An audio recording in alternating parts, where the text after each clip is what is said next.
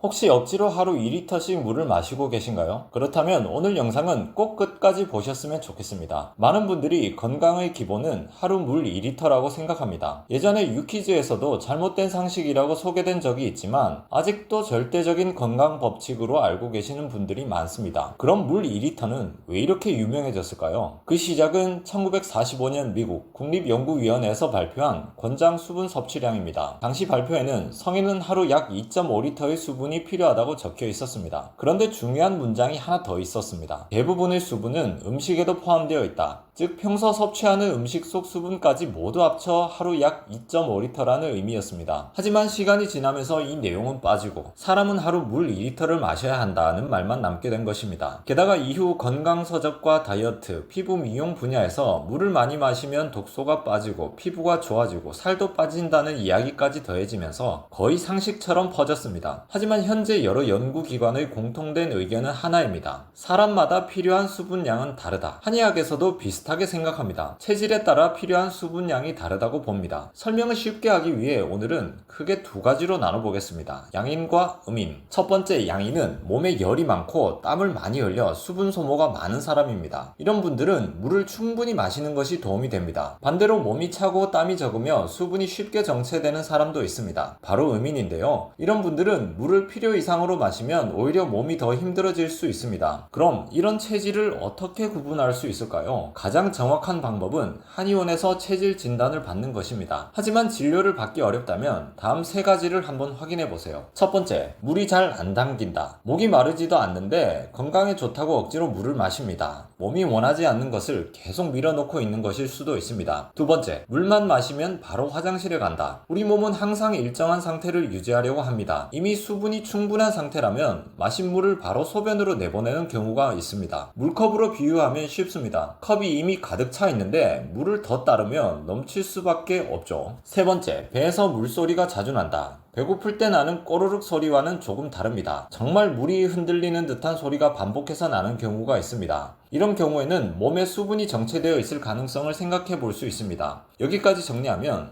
물이 잘 안 당긴다. 물만 마시면 바로 화장실에 간다. 배에서 물소리가 자주 난다. 이런 증상이 있다면 무조건 하루 2리터를 목표로 물을 마시는 습관은 다시 한번 점검해 볼 필요가 있습니다. 그렇다면 계속 억지로 물을 마시면 어떻게 될까요? 사람마다 다르지만 피로감, 소화불량, 부종, 설사, 두통, 관절 불편감 등을 호소하는 경우가 있습니다.